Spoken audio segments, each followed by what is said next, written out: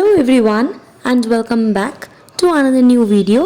আজকে তৈরি করছি ফুলকপির রোস্ট। প্রথমেই কি কি সবজি লাগবে আমি সেটা একটা প্লেটের মধ্যে সাজিয়ে নিচ্ছি।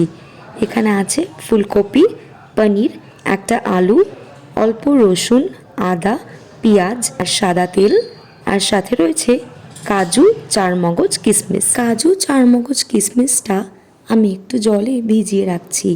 এর ফাঁকে প্রত্যেকটা সবজি ঠিক যেরকমভাবে কেটে নিয়েছি তোমরাও কিন্তু সেইভাবে কেটো। এরপরে কড়াইতে অল্প একটু সাদা তেল দিয়ে সবজিগুলো হালকা ফ্রাই করে নেব। পুরো রান্নাটাই কিন্তু লো ফ্লেমে হবে এবং পেঁয়াজটা হালকা একটু ভাজা হয়ে গেলে ভিজিয়ে রাখা কাজু, কিশমিশ, চারমগজ সেটাও অল্প একটু কড়াইতে নেড়ে নেব। এরপরে আমি অল্প একটু গরম জল অ্যাড করে নিচ্ছি। এই রান্নাটা করতে কিন্তু ধৈর্য এবং অনেকটা সময়ের প্রয়োজন, তো তোমরা হাতে সময় নিয়ে আস্তে আস্তে রান্নাটা করো। যতটা টাইম নিয়ে করবে রান্নার টেস্ট কিন্তু দ্বিগুণ হয়ে উঠবে। সাথে 5 থেকে 6খানা কাঁচা লঙ্কা আমি চিড়ে দিলাম।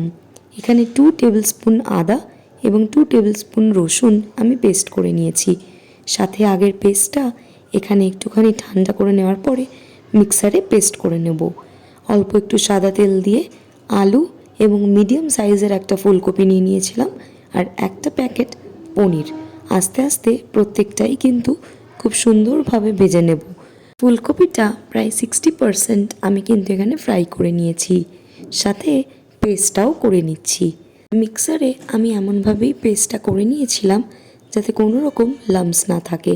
এখানে আদা অ্যান্ড রসুনের পেস্টটা আমি ফার্স্টে ফ্রাই করে নিচ্ছি, তারপর একে একে সমস্ত মশলা অ্যাড করব। আর ছোটো সাইজ টমেটো এখানে কিন্তু আমি ফ্রাই করে নিচ্ছি। 2 থেকে 3 টেবিল স্পুন আমি টক দই অ্যাড করছি, সাথে 1 টেবিল স্পুন জিরে পাউডার আর 1 টেবিল স্পুন ধনিয়া পাউডার এবং এখানে স্বাদ মতন লবণটাও অ্যাড করে দিচ্ছি। এরপরে একটু ফ্রাই হয়ে যাওয়ার পরে যখন দেখবে তেল ছাড়ছে তখনই কিন্তু আমি সেই মিক্সচারটা এখানে দিয়ে ভালো করে নেড়ে নিচ্ছি। পুরো রান্নাটাই কিন্তু কুক করতে হবে লো ফ্লেমে এবং ঢাকা দিয়ে দিয়ে। তারপরে একটু গ্রেভিটা হয়ে আসলে এখানে আমি অ্যাড করে দিচ্ছি আগে থেকে ভেজে রাখা ফুলকপি, পনির অ্যান্ড আলু। এটাকে ভালো করে কষিয়ে তারপর জল দিয়ে আস্তে আস্তে ফুটিয়ে ঢাকা দিয়ে দিয়ে রান্নাটা করতে হবে। প্রায় 15 থেকে 20 মিনিট তোমরা এটাকে আস্তে আস্তে কুক করে নেওয়ার পরেই তৈরি হয়ে যাবে ফুলকপির রোস্ট। সো আজকের ভিডিওটা এই পর্যন্তই, দেখা হচ্ছে নেক্সট ভিডিওতে।